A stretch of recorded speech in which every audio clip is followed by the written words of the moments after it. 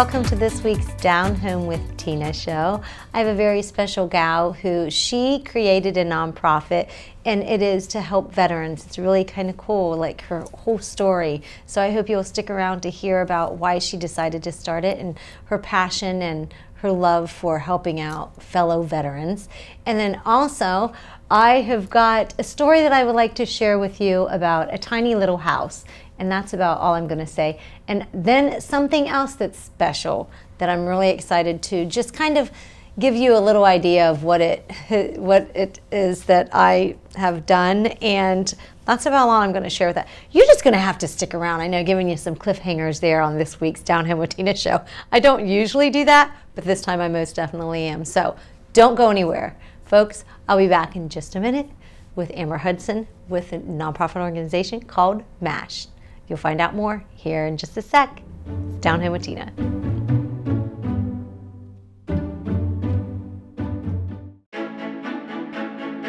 You walked down the aisle and promised happily ever after.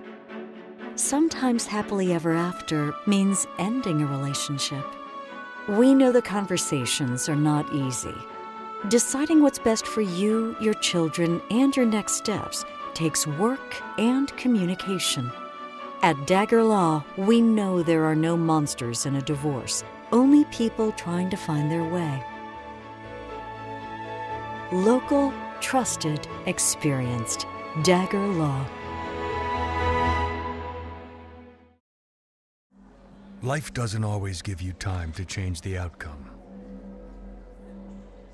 Prediabetes does. 1 in 3 adults has prediabetes, but with early diagnosis, prediabetes can be reversed. And you can change the outcome. Take the 1-minute prediabetes risk test today. Go to doihaveprediabetes.org.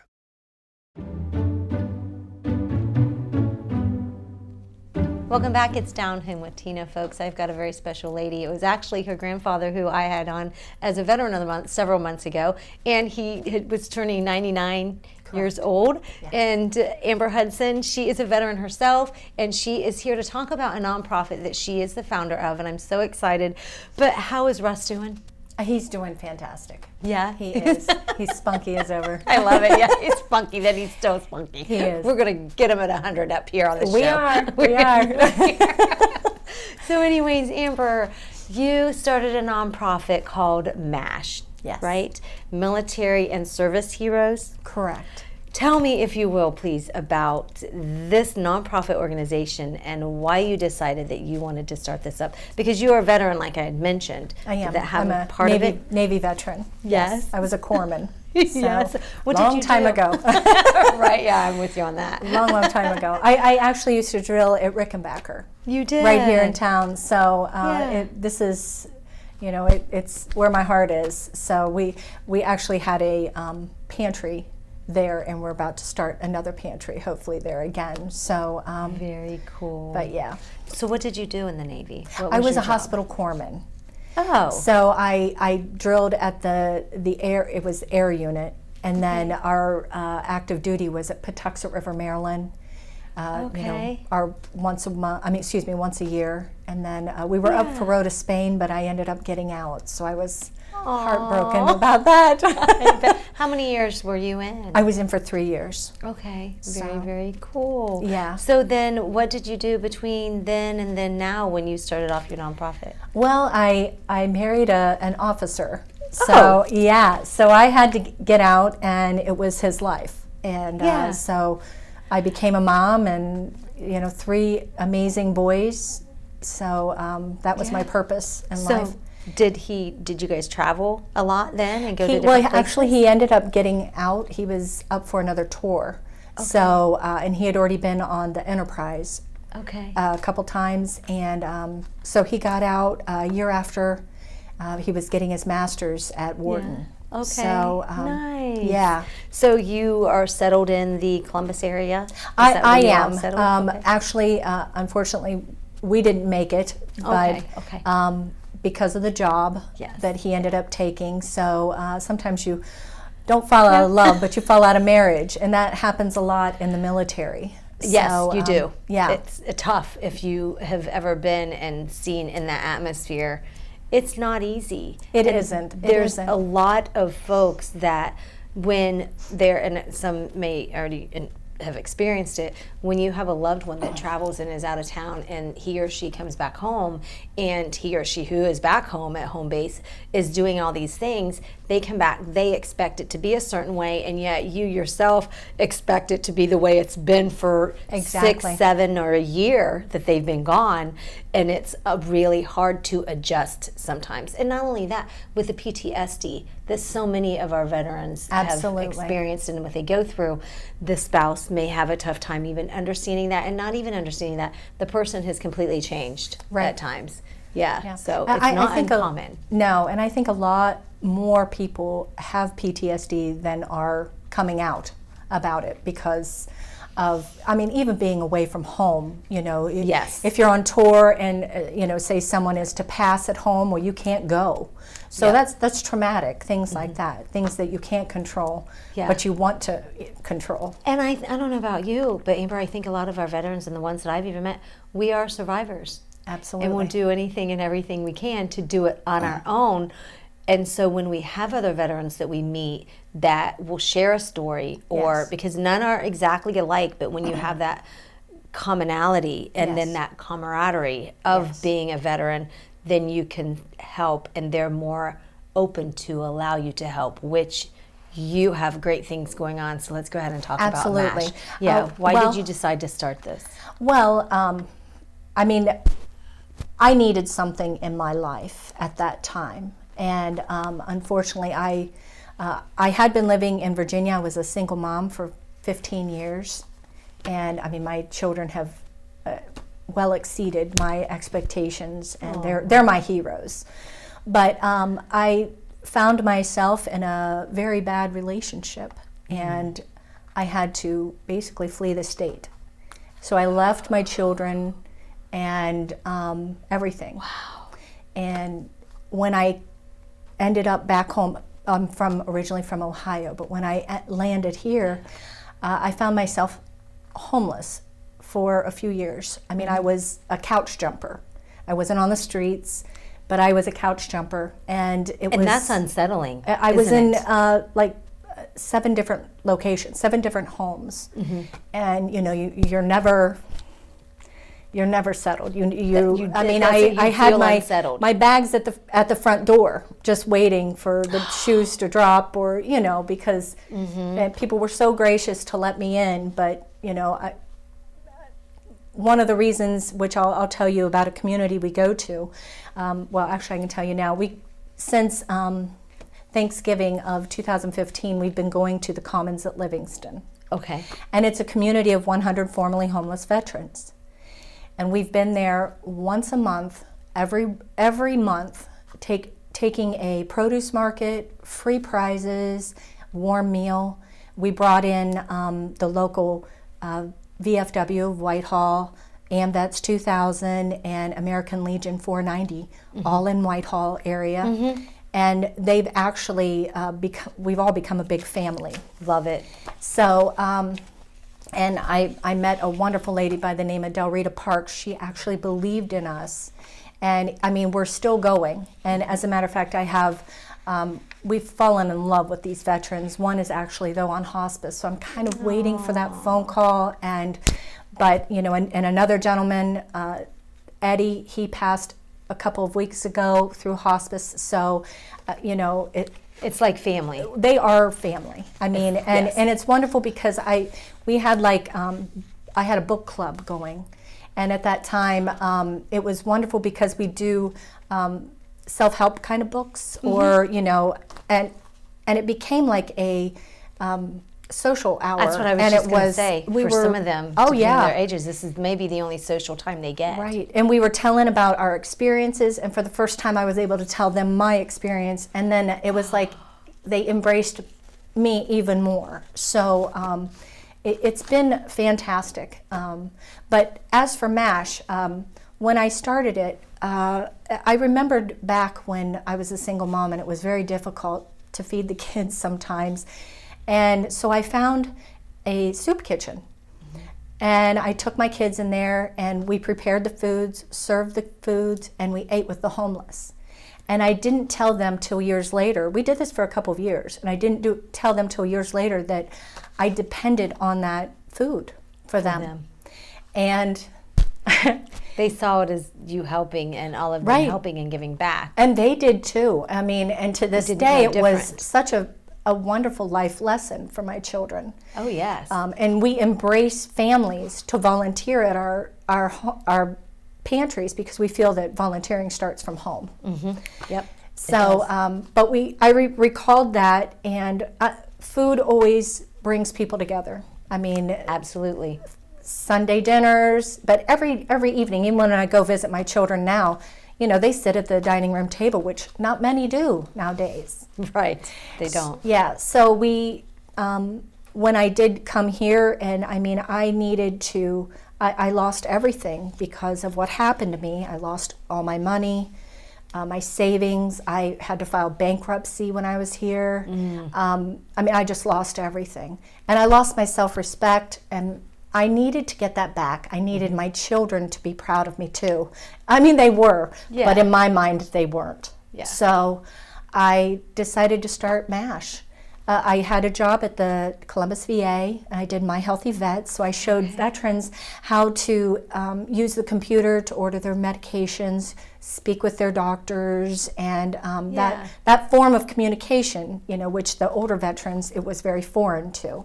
But in that process, I was able to sit with the veterans and have coffee with them and ask them, what are you not receiving? You know, and our goal was then to meet them at where they were and with what needs that they weren't receiving. Right. I mean, there was a Vietnam veteran that was sitting there in a wheelchair crying, and everybody was walking around him, and I just went up and I was like, what's going on?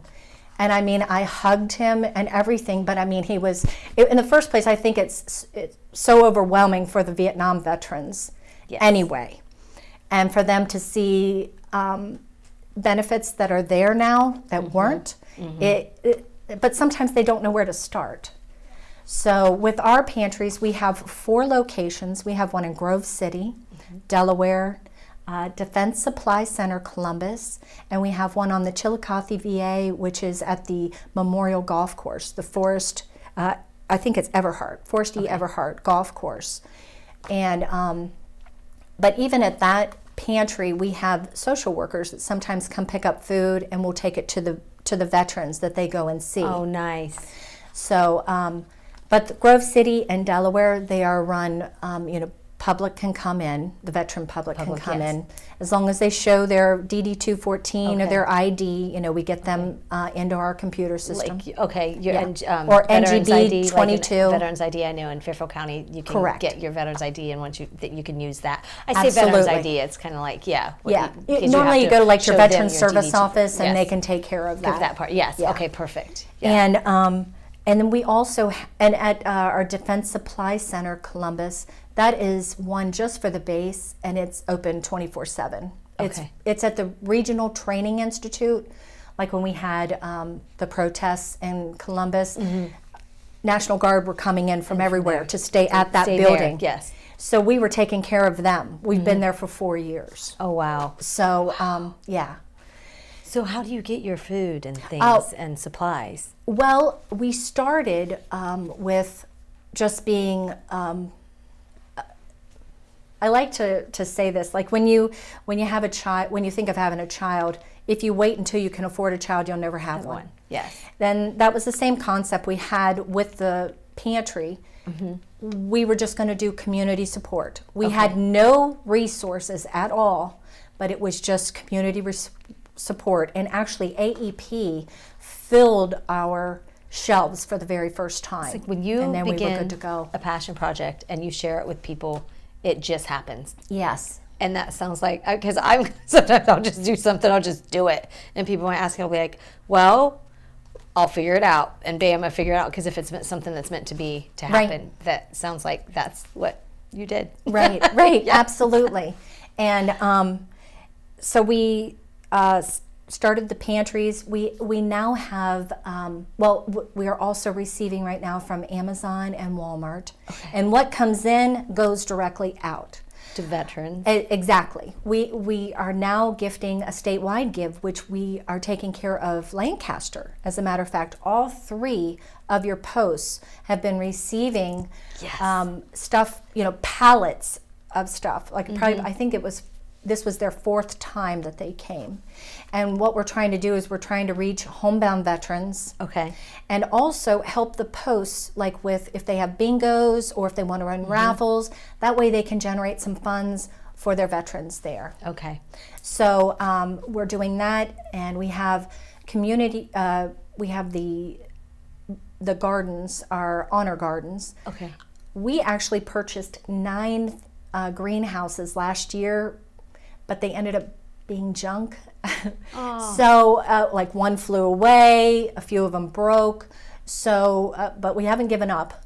So, but right now we have 2 really main gardens. One is in Grove City and one is in Delaware at Stockhands Horses for Healing. Okay. So everything that's grown goes to our pantries. It goes to posts or first responders. Very, very nice. Very nice. Oh, I'm sorry. And then, so anything else? We're about out of time. Is there anything else that we want to make sure that then folks to volunteer? Well, we just partnered with the VA. So we're going to have 5 more pantries. The C box. We're going to have them in the C box. So nice. Yes. So I also have a veteran. This will be the 2nd time, but we're going to have an art exhibit for him at the National Museum. I'll let you know when. The National Veterans Museum. Yes. He is colorblind, and he's actually got a heart condition that he's not going to make it. So we're trying to get it out there. That we get him. Absolutely. As we've given to Kentucky's tornado victims twice, and we're about to do the flood. And there's so many things that. How can folks follow you and volunteer maybe or to donate? Mashpantry.org is our website. We're revamping it, so kind of have patience. Yeah. But our email is info@mashpantry.org, and our phone number is 614-522-1555. Okay. Any questions for if they know veterans or want to know more about any of that, just reach out to you, Absolutely. Amber. And if you know of where to find grants, let us know, because we're writing grants for greenhouses for our program and everything. To get back to these veterans who need it. Absolutely. Any of them that need it. Yeah, one thing great about a nonprofit is we're not in it for money. Or, you know what I mean? Financial gain. We're in it for the veterans, for the cause. That's right, yes. We're their advocates. And you can tell you're passionate about it. So I just love it. Yes. Keep me updated, because we'll have you back to talk about as things happen. Okay? Absolutely. Folks, don't go anywhere. It's Down Home with Tina, and I'll be right back.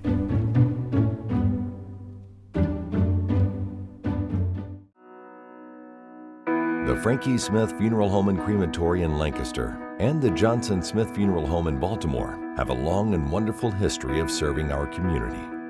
Feel free to give us a call at 740-653-0652. Stop in and see us at either of our 2 locations, 405 North Columbus Street in Lancaster and 207 South Main Street in Baltimore. Respect for tradition, regard for change.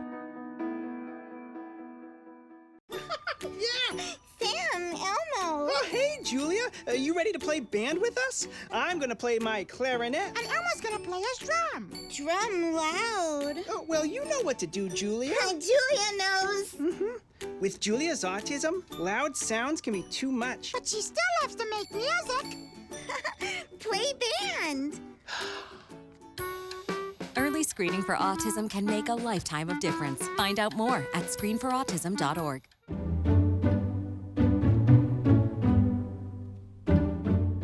Hey folks, it's Down Home with Tina. I am sitting at X Church in Canal Winchester, getting ready to go on a mission trip to Floyd County, Kentucky. And I'm pretty sure it's safe to say that the way I look right now is much different than what it's going to be after 3 full days of helping those folks who their homes were destroyed during the floods. and the disaster that recently took place. I've never done anything quite like this. As a matter of fact, I've not done anything like this at all, and I wouldn't even compare it to camping because I'm not going to be outside. But we've got twin air mattresses, and we brought our own bedding, and of course it's very minimal of what we've got with us, each individual. There is a group of 10 of us that's going down. You may know the name of Steve Rao, and I recently talked with Jody Bird about the trip. I'm very, very excited about it. I'm hoping that I will make and have life-changing experience for myself, and hopefully just bring good, positive, and uplifting words of encouragement to those folks who have had their homes destroyed. And we're about to see. I am always up for an adventure, and again, it's been a really long time since I've done anything like this, so I have to honestly say I've minimalized a lot. I don't have a whole lot with me, and I know I'll survive it. The Army girl in me can, I think, survive just about anything. But this trip isn't about me. It's about making a positive difference, and that's exactly what we are going to do. I will have so much more to share with you, and I'll do a little bit more for you here. You just saw me there a second ago talking about getting ready to take a trip to Floyd County, Kentucky. I have since done that. Had an amazing experience with an amazing group of folks. As a matter of fact, I'm going to have Steve Rao on with me here in an upcoming episode to talk a little more in depth and detail about what it was that we experienced. First time I'd ever done a mission trip ever in my life. I think that, I don't think, I know. God always brings the right people into your life, and the 10 people that were together on this trip, and that's of course including myself, we drove down, the majority of us rode down on the bus, and then a couple drove, so they were separate. But from the time that we were together, the whole time, not one time did anybody ever seem like they didn't want to be there. They were passionate. We worked so hard. I think I used every ounce and bit of energy that I have. And those of you who know me well know I have a lot of energy.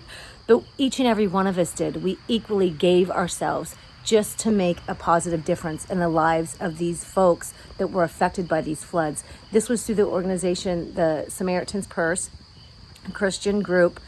And so we laughed so much. As a matter of fact, the first job that we did, I accidentally fell in a mud puddle.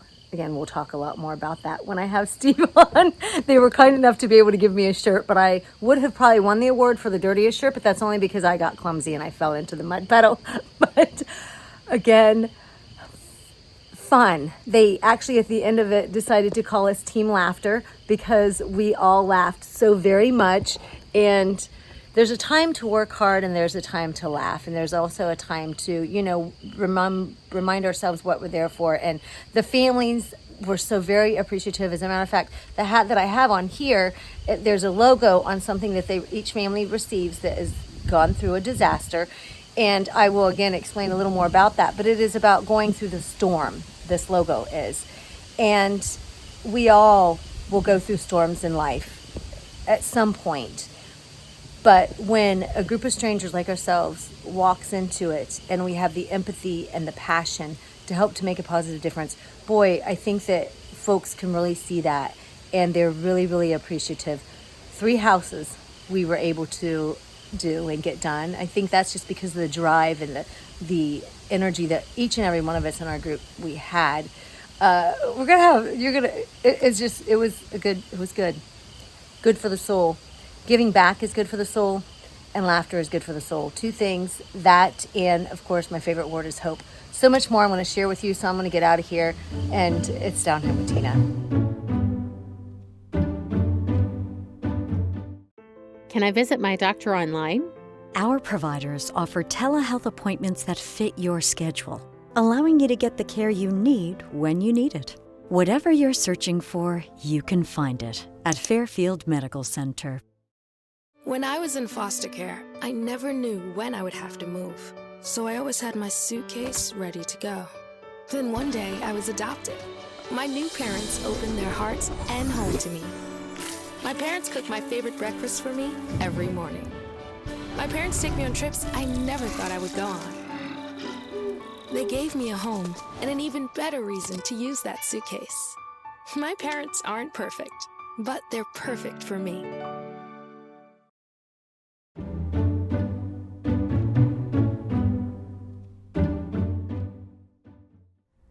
Hey folks, it's Down Home with Tina, and I have a little story that I wanted to share with you. And I'm just going to go into it because I write in the Lancaster Living magazine, but I know not all folks get that magazine. So I thought, well, I'll just take the time and share the story that I had written here and see what you think. It's called The Tiny Little House. When you think of the house you grew up in, what do you think about? Did it have a certain smell? Did you have a favorite room you would like to play? What was your favorite thing about your home?